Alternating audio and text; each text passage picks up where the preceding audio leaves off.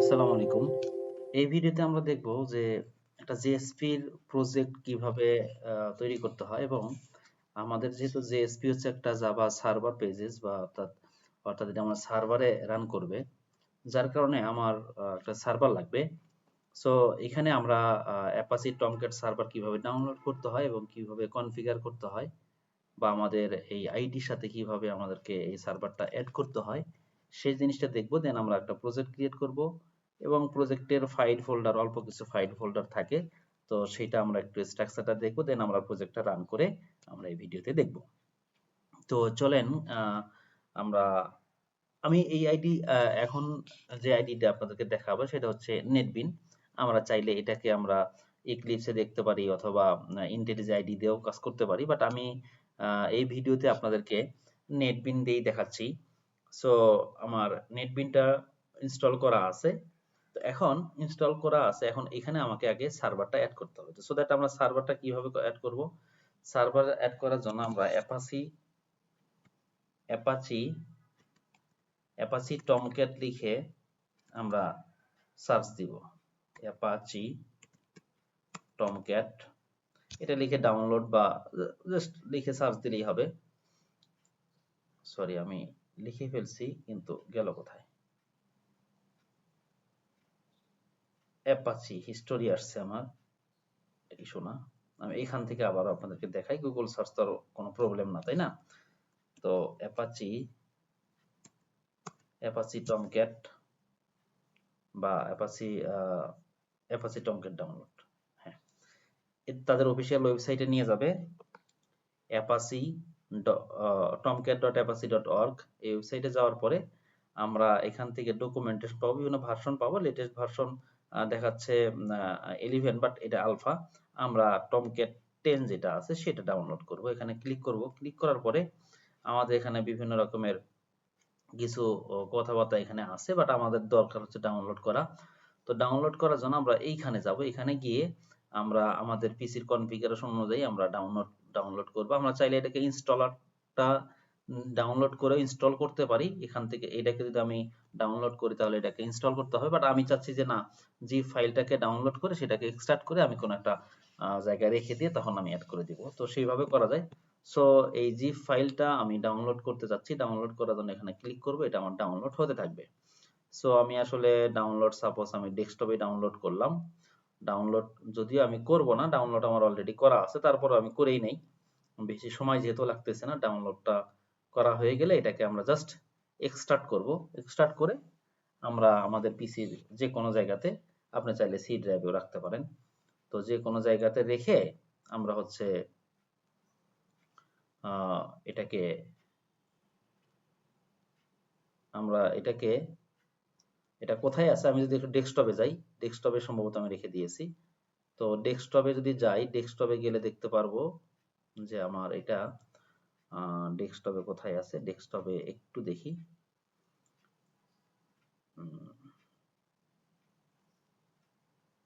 ডেস্কটপে আমাদের file folder একটু বেশি হয়ে গেছে ডেস্কটপের উপরে। এই যে রাইট বাটন ক্লিক করব, রাইট বাটন ক্লিক করে জাস্ট এক্সট্রাক্ট হেয়ার বা এক্সট্রাক্ট ফাইল।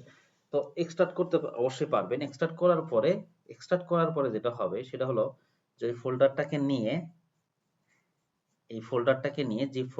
নিয়ে এটা আপনি পিসির যে কোনো একটা জায়গাতে রেখে দিবেন। তো আমি আসলে চাচ্ছি যে আমার যে সি ড্রাইভ আছে, সি ড্রাইভের মধ্যে রাখবো। তো আমার অলরেডি রাখা আছে, এটা আমি আপনাদেরকে দেখাচ্ছি। সাপোজ আপনার এখানে এক্সট্রাক্টও করা আছে, এই যে এটা আমার এক্সট্রাক্ট করা ফাইল, এটা আমার আগেও ডাউনলোড করা ছিল, এটাকে জাস্ট কপি করলাম। সাপোজ কপি করে কি করব, আমরা সি ড্রাইভে রাখতে যাচ্ছি। সি ড্রাইভে যাওয়ার পরে আমি এখানে একটা ফোল্ডার তৈরি করে রেখেছি। সি ড্রাইভের মধ্যে আমি নাম দিয়েছি টমক্যাট। এই টমক্যাটের মধ্যে এটার মধ্যে জাস্ট রেখে দিয়েছি। আপনিও তাই করবেন, জাস্ট রেখে দিবেন, পেস্ট করে রেখে দিবেন। দ্যাটস ইট, হয়ে গেল।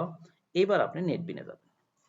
নেটবিনে যাওয়ার পরে এখন ওইটাকে চিনিয়ে দিতে হবে। তো আমরা টুলস থেকেও যেতে পারি অথবা এখান থেকে সার্ভিস থেকে তাও যেতে পারি, সার্ভিস থেকেও যাওয়া যায়। সার্ভিস থেকে যে সার্ভারে যাওয়া যায়, অথবা আমরা টুলস থেকে যেতে পারি। আমি টুলস থেকে যাচ্ছি। টুলস থেকে গিয়ে আমি এখান থেকে যাব হচ্ছে সার্ভারস, এখানে যাব। এখানে যাওয়ার পরে আমাকে সে সার্ভার অ্যাড করতে বলবে।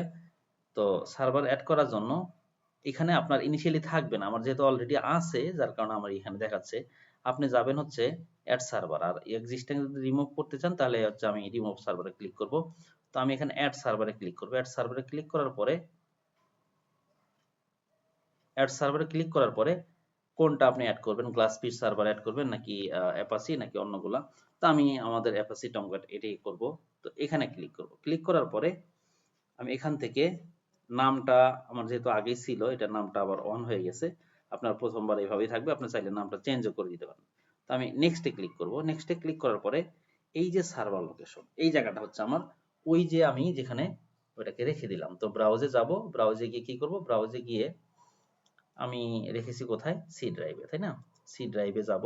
সি ড্রাইভে যাওয়ার পরে এখান থেকে টমক্যাট, টমক্যাটের ভিতরে এই ফোল্ডারটা জাস্ট ওপেন করে আমি দিয়ে দিব। দিয়ে আমি এখান থেকে এখানে আমার একটা ইউজার নাম বা পাসওয়ার্ড চাবে, তো আমি বাই ডিফল্ট টমক্যাট পাসওয়ার্ড দিয়ে দিব। দিয়ে নেক্সট করে দেন আপনি ফিনিশ করে দিবেন। শেষ। তাহলে আপনার এটা অ্যাড করা হয়ে গেল। তাহলে আপনার এই ইয়েটা অ্যাড করা হয়ে গেল। এবং পোর্ট নাম্বার যদি আপনি এখান থেকে চেঞ্জ করতে চান তাহলে সেটাও পসিবল। চাইলে আপনি এখান থেকে পোর্ট নাম্বারটাও বাই ডিফল্ট যেটা আছে সেটা চেঞ্জ করতে পারেন। তাহলে আপনার সার্ভারটা অ্যাড হয়ে যাওয়ার পরে আপনার কাজ হচ্ছে একটা প্রজেক্ট নেবেন। তো প্রজেক্ট নেওয়ার জন্য আমরা যেটা করব সেটা হলো যে ফাইল থেকে নিউ প্রজেক্টে গিয়ে আমরা এখান থেকে এবার একটা ওয়েব প্রজেক্ট নিব। এই যে জাভা উইথ এএনটি, এখানে যাওয়ার পরে জাভা ওয়েব এখান থেকে সিলেক্ট করে দেন আমরা নেক্সটে যাব। নেক্সটে যাওয়ার পরে আমরা একটা নাম দিব। হ্যাঁ, তো আমি সাপোজ বললাম জেএসপি ডেমো, বা সরি আমি জেএসপি ডেমো অথবা জেএসপি যে কিছু একটা দেন, আমি বললাম যে জেএসপি প্র্যাকটিস দিলাম। স্পেলিং যাই হোক ভুল হয় হোক সমস্যা নাই। এবার এই ডেটিকে এই কোথায় প্রজেক্টটা আমি রাখবো সেটা বলে দেওয়াই আছে আমার আগে থেকে। তো চাইলে এটা চেঞ্জ করে নেবেন। দেন আমাদের লাইব্রেরি ফোল্ডার লিভ ফোল্ডার থাকবে। দেন আমরা এখান থেকে নেক্সটে যাব। নেক্সটে যাওয়ার পরে ওই যে আপনি সার্ভার, আপনি যদি একাধিক সার্ভার অ্যাড করে থাকতেন তাহলে এখান থেকে একাধিকই পাইতেন। তো আমি যেহেতু একটাই করে রাখছিলাম তাহলে আমার এখান থেকে আমি একটাই পাচ্ছি। দেন আপনি জাভা ই ভার্সন এন্টারপ্রাইজ এডিশনের কোন ভার্সনটা নেবেন, লেটেস্ট 7 6 আছে 5 আছে। তো আপনি যদি 7 নেন তাহলে যেটা করতে হয় আপনার জেএসপি ফাইল নতুন করে ইনডেক্স জেএসপি ফাইল নতুন করে তৈরি করতে হয়, আর 6 দিলে অটোমেটিক্যালি হয়ে যায়। তো আমি এখান থেকে যে জাভা ই ওয়েব যেটা সেটাই দিব। দেওয়ার পরে এখান থেকে একটা কনটেক্সট পাথ বলে, কনটেক্সট পাথ বলতে হচ্ছে আপনার এই কনটেক্সট পার্টের মধ্যে হচ্ছে আমাদের যাবতীয় ফাইল ফোল্ডারের এই জিনিসগুলো থাকবে। আমরা বাই ডিফল্ট এই নামে প্রজেক্টের নামে তৈরি হয়, তো এটাই রাখলাম। রাখার পরে আমরা নেক্সটে যাব। নেক্সটে যাওয়ার পরে দেখেন এখানে আমাদের কিছু কাজ নাই। আমরা যখন প্রসেসগুলো আসতেছিলাম তখন কিন্তু এই 4টা প্রসেসই আমরা কমপ্লিট করতেছিলাম। প্রথমে প্রজেক্ট চয়েস করলাম, নেম এন্ড লোকেশন দিলাম, সার্ভ এন্ড সেটিং দিলাম, দেন ফ্রেমওয়ার্কে আমাদের কোনো কাজ নাই। এবার আমরা ফিনিশে ক্লিক করব। ফিনিশে ক্লিক করার পরে আমাদের প্রজেক্টটা তৈরি হয়ে যাবে। আমাদের এই দেখেন জেএসপি প্র্যাকটিস নামে আমাদের একটা প্রজেক্ট তৈরি হয়ে গেছে, এবং index.jsp নামে প্রথমে আমাদের একটা ফাইল তৈরি হয়ে গেছে। এবং এখানকার যে প্রথম ফাইলের যে কোডটা অর্থাৎ এই যে হ্যালো ওয়ার্ল্ড, দেখবেন যে আমরা যখন প্রজেক্ট রান করব আমাদের এই আউটপুটটাই প্রথমে দেখাবে। বাই ডিফল্ট এখানে index.jsp টাই পাওয়া আছে। তো আচ্ছা, এখানে আমরা এখন আমাদের ফাইল ফোল্ডারের প্রজেক্ট দেখি, ফাইল বা ফোল্ডারের স্ট্রাকচারটা একটু দেখি। আমরা যদি প্রজেক্টে যাই, প্রজেক্টে যাওয়ার পরে এখানে দেখতে পাচ্ছেন যে 4টা আমাদের 3টা ফোল্ডার আছে আর বাকি একটা ফাইল। এখানে হচ্ছে ওয়েব পেজেস এর মধ্যে ওয়েব আইএনএফ আছে, এর মধ্যে context.xml নামে একটা ফাইল আছে। আর ওয়েব -inf এইটার মধ্যেই আমাদের বেসিক্যালি এটার মধ্যে হচ্ছে আমাদের ওই যে ইনডেক্স ফাইল যেটা, হ্যাঁ, ইনডেক্স ফাইলটা এখানে এটার মধ্যে আছে। তো সরি, ইনডেক্স ফাইলটা আমাদের ওয়েব পেজের মধ্যে আছে, এটার বাইরে ওয়েব আইএনএফ এর বাইরে। তো এই ইনডেক্স পেজের মধ্যে আমাদের দেখেন যে জেএসপি এর কিছু ট্যাগ আছে, page tag are the rate page tag, এগুলো নিয়ে আমরা পরে আলোচনা করব। দেন এখানে এইচটিএমএল কন্টেন্ট গুলো আছে বা এইচটিএমএল ট্যাগ গুলো আছে। এরপরে সোর্স প্যাকেজ আছে। সোর্স প্যাকেজ নামে যে ফোল্ডারটা আছে এটার মধ্যে আমরা জাভার কোনো কোড লিখতে চাইলে লিখতে পারবো, জাভার কোনো ক্লাস নিতে পারবো, এখানে একটা প্যাকেজ তৈরি করে বা একাধিক প্যাকেজ তৈরি করে আমরা সেগুলোর মধ্যে জাভার কোড গুলা বা জাভা ফাইল গুলা লিখবো। দেন লাইব্রেরি নামে আমাদের একটা ফোল্ডার আছে, এখানে আমাদের জেডিকে ভার্সন কত সেটা দেওয়া আছে। দেন আমাদের যেটা আমরা আমাদের যে সার্ভারটা অ্যাড করেছি সেটা আছে। তো এই হচ্ছে আমাদের ফাইল ফোল্ডারের স্ট্রাকচার।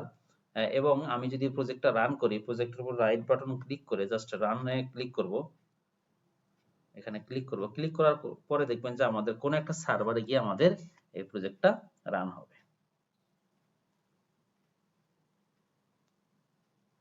এখানে আমাদের যেটা দেওয়া ছিল সেটাই, আমার ইউজার আইডি পাসওয়ার্ড সম্ভবত অ্যাডমিন দেওয়া ছিল। এই দেখেন হ্যালো ওয়ার্ল্ড, আমাদের হ্যালো ওয়ার্ল্ড এবং লোকাল হোস্ট এবং আমাদের পোর্ট কিন্তু 8080 দেওয়া ছিল। 8080 পোর্টে আমাদের প্রজেক্টটা রান হয়ে গেছে।